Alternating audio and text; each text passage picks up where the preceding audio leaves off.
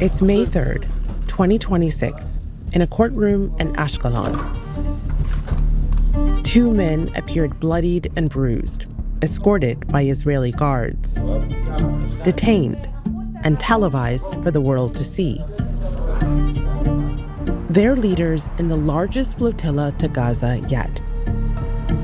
And their story is only the latest chapter in a much longer playbook. Israel's strategy toward the flotillas is a playbook of intimidation, interception, and detention, and increasingly, allegations of abuse, sexual assault, and rape. I was sexually assaulted, I was beaten, and that was just the beginning of 4 days of absolute hell. This is The Flotillas, Part 3. In this final episode of our series, we look at what unfolds when a civilian boat carrying aid to Gaza meets the Israeli Navy. Before their detention, Thiago Avila and Saif Abu Kashek were sailing just off the coast of Greece, a journey they'd taken many times before. But this time, Israeli interception was swift. A little over 3 hours ago, the Israeli occupation forces started illegally boarding and abducting Global Smooth Flotilla, humanitarian mission on its way to Gaza, carrying only civilians and humanitarian aid.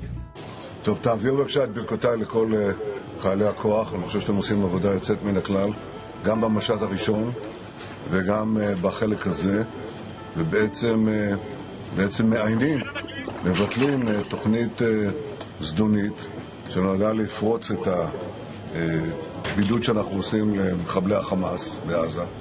The interception was quickly followed by mass detentions that activists described as brutal.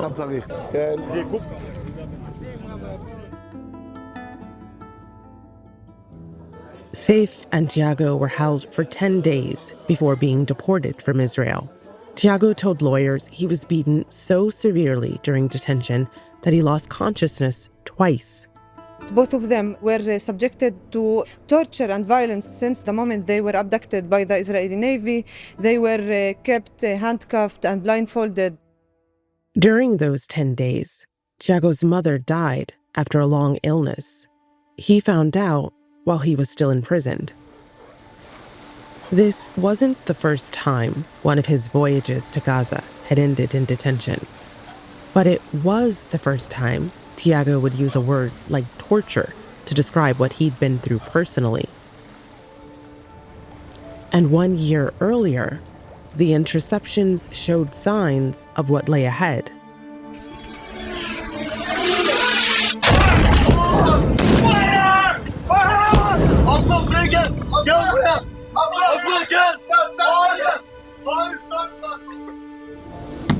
There was another one, yeah. Right now we are in a moment of full drone alert.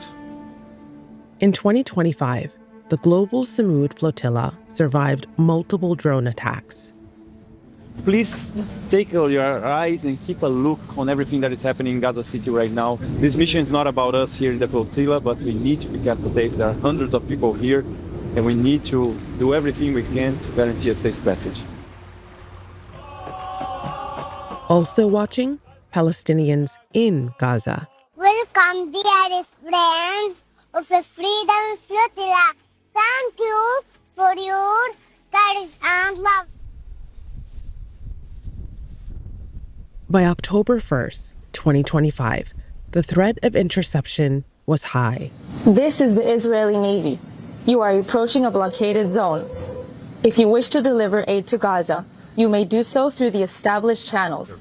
We carry only food, aid, we carry water filters, we carry crutches, we carry baby formula for the people that you've been starving to death. I repeat, you've been committing genocide for 8 decades and ethnic cleansing against the Palestinian people, and that is absolutely against international law. The flotilla was now in what activists call the red zone, about 150 nautical miles from the coast of Gaza. Israel says it's an active war zone and blockades ships from entering. We kept on sailing from 7 to 8, 9, 10, 11, midnight, 1 a.m., 2 a.m., 3 a.m., we kept sailing through the night. In the case of our little Awala, we ended up in a kind of lethal game of cat and mouse. We had this huge military barge that was chasing us down, trying to break our boats in half, and we would sail away and try to find a new route where we could sail forward. And I think that game of cat and mouse came to an end when I looked in my chest and saw sniper lasers kind of all over. They came for us. We had no way to transmit what we were seeing with our own eyes, and the Israeli Navy could have acted with total impunity. So of course, like pirates, rammed through the ship, threw us onto the ground, broke every piece of electronic equipment that could be transmitting any kind of signal, and stole the ship. The world followed along via live stream feeds, broadcast by each boat. With each interception, each boat lost connection. That's when the activists triggered their own flood of messages. My name is detention. I'm a citizen of Sweden. If you are watching this video, it means a humanitarian mission to Gaza has been either intercepted or attacked by Israel. If you're watching this video, it means that I have been violently intercepted by Israeli authorities against my will. Our humanitarian mission was non-violent and abiding by international law. Gaza needs us more than ever, and we're counting on you. And in Gaza, activists like Mahmoud al-Shabrawi spread that message. This is an urgent call from Gaza. I'm asking all my friends and everyone watching this video now to organize a protest in solidarity with the global Flotilla activists abducted by the Israeli army while trying to break the Israeli siege on Gaza. Act now. Shut everything down and don't let them alone. Demonstrations broke out in more than a dozen cities.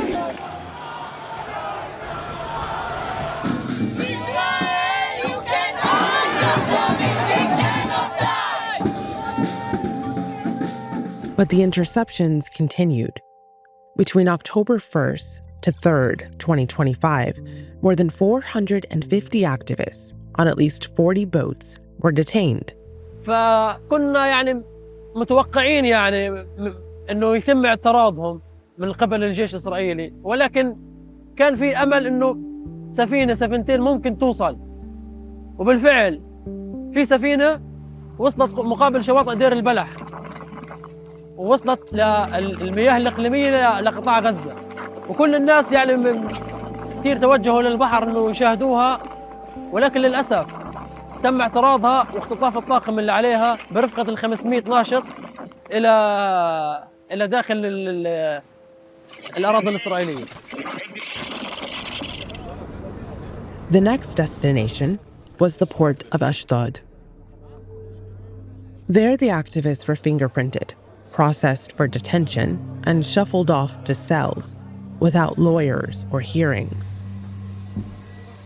On nearly every flotilla after 2008, the final destination has been an Israeli prison cell. And from the port to the prison, activists have reported similar mistreatment. The second that we stepped off the boats, we were beaten by Israeli soldiers and put into a pose on our knees and our hands with our heads down on hot tarmac to be paraded around. The person that had put my zip ties on sort of like twist them. I was in so much pain to the point where I couldn't tell if I was going to vomit or pass out. Noah Avishag Schnall was transferred to Ketziot prison, along with hundreds of others. It's Israel's largest detention facility, located in the Negev desert.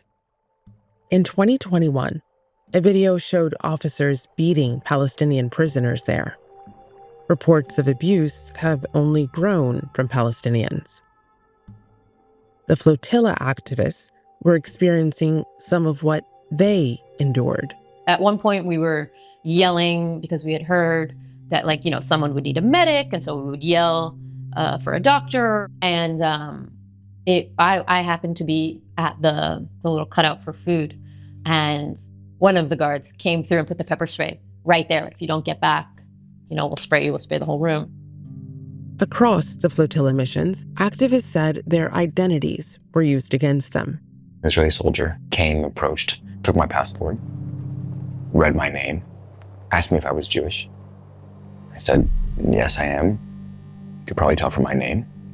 And then with such anger and such spite and rage, kind of ripped me from the group, threw me in front of this flag of the state of Israel, where they made me sit in that terror pose, staring at the flag of the state of Israel, as a kind of punishment for being the wrong kind of Jew, for being a Jew who dared to confront the state of Israel, being a Jew who dared not to fit into their portrait of what a good Zionist looks like. When I got off the boat, these officers kind of jumped me. The female officers grabbed me by the hair, another one twisting my arm, another one grabbing the keffiyeh that was tied around my waist, and she was pulling it, and then they threw me down to the ground and were twisting my arm and kicking me because they were trying to get my keffiyeh off of my waist. When we got into their building on the port, they threw me down to the ground again, and at one point I said, I can't breathe. And one officer said, well, if you want to breathe, you get on your knees. As a black man, I knew that I was an extra target on my back. And they used that to their advantage. They threw me to the ground. 7 authorities, they put their knees in my back. They twisted both arms behind my back. They used my chains to choke me. They carried me off like an animal into a separate room.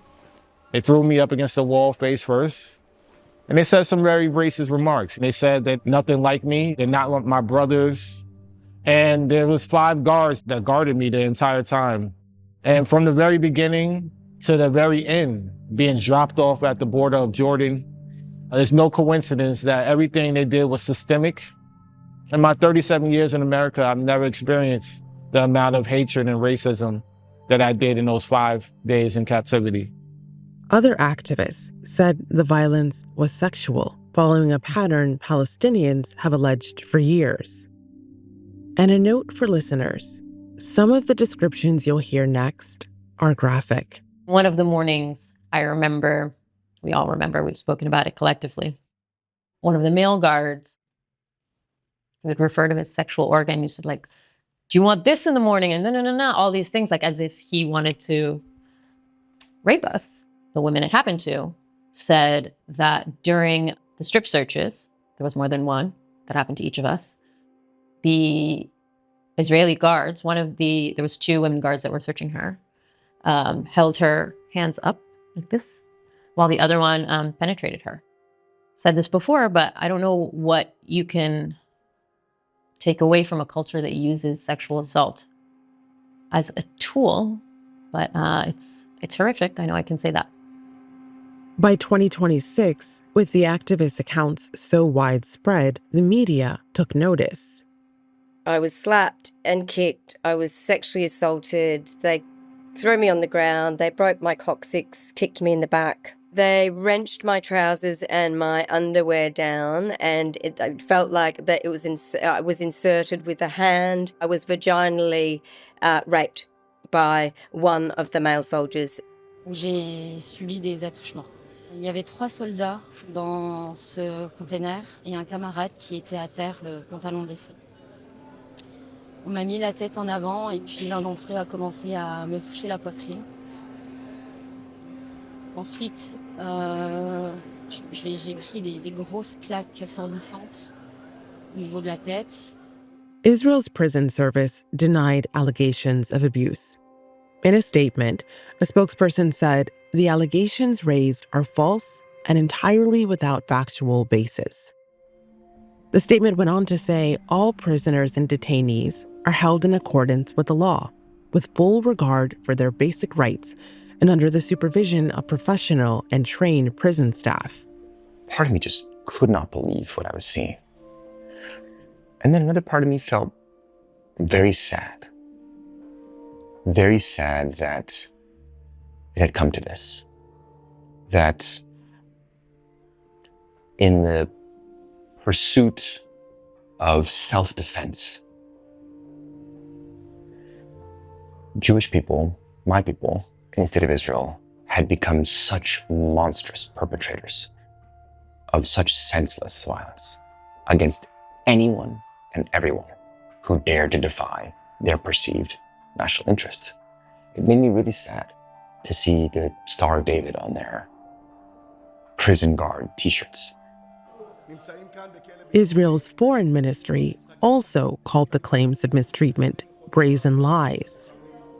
Itamar Ben-Gvir, Israel's Minister of National Security, visited Ketziot, posting his walkthrough online.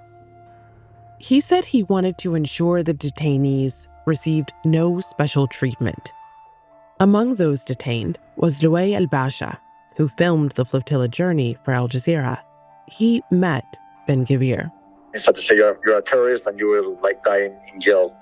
They were like grabbing me between like 6 people, you know, like with the hands, with my neck, everything. I was like a rabbit in a cage in this moment. Like 4 guards beat me. I was like hung with my hands, and my eyes were also covered. To resist, activists used the leverage they had left, their own bodies. I don't take any food or water from them. I don't care how long it takes. Not because I'm declaring a hunger strike, but I don't want anything from them. We wanted to send a clear message that we would not take food from this concentration camp regime, and that the situation that we were in this camp was completely illegal and completely unjust, and we were not going to let it be normalized as if we were prisoners who had committed some crime. Prison was new to some of the activists. For others, it was a step in a lifetime of resistance and solidarity with Palestinians abused in detention. As the activists were freed from Israeli custody, it's what nearly every person said immediately upon release. Because I got a glimpse of what Palestinians go through, and there's nothing compared to what they go through every day. It's not about me. It's not about the Handela crew. It's about the people of Gaza and the Palestinians that are suffering every day. I could talk for a very, very long time about our mistreatment and abuses in our imprisonment, but that is not the story. Fui sequestrado por Israel. Eu não fui preso. Eu fui torturado por Israel.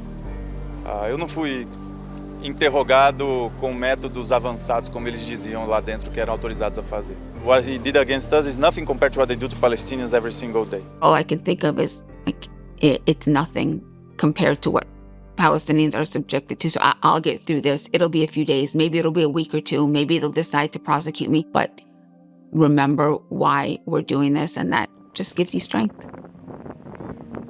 The goal of the flotilla was to make it to the shores of the Gaza Strip, to bring aid and feed a starving population. And in one small way, it did.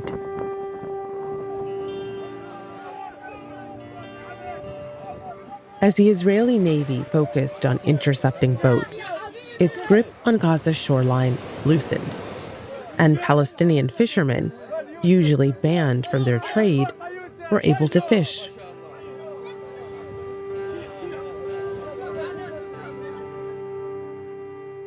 But Gaza's reality remains, and so does the question, just how effective is the flotilla movement? You're a movement, but movement without direction is chaos. And we have little resources to waste this precious moment. We cannot risk to be just symbolism. So mood is not just staying, so mood is staying effectively.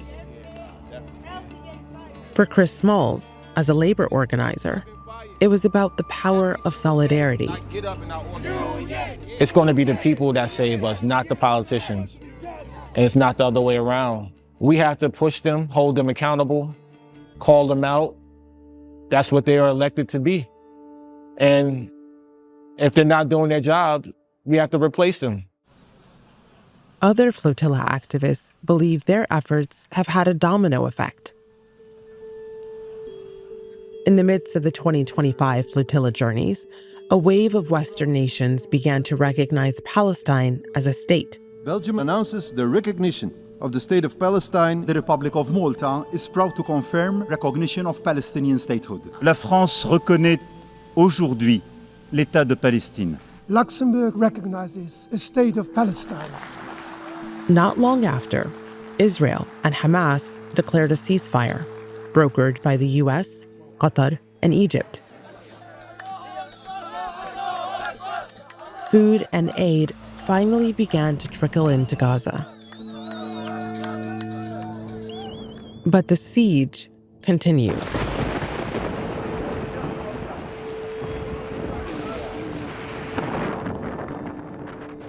And so, the global effort to break it does too. It resonated with millions of people around the world to the point now where we're seeing this, one of the largest flotilla missions in history. The simple fact is we were representing the conscience of humanity, of those billions of people who are so tired of seeing this slaughter on their cell phones every day. And it's why I feel so confident about the future of this fight against the odds that Palestine will be free. No matter what they do, what kind of violence they subject us to, what kind of threats they make, we are not going to stop trying to break this illegal siege, trying to get to Gaza.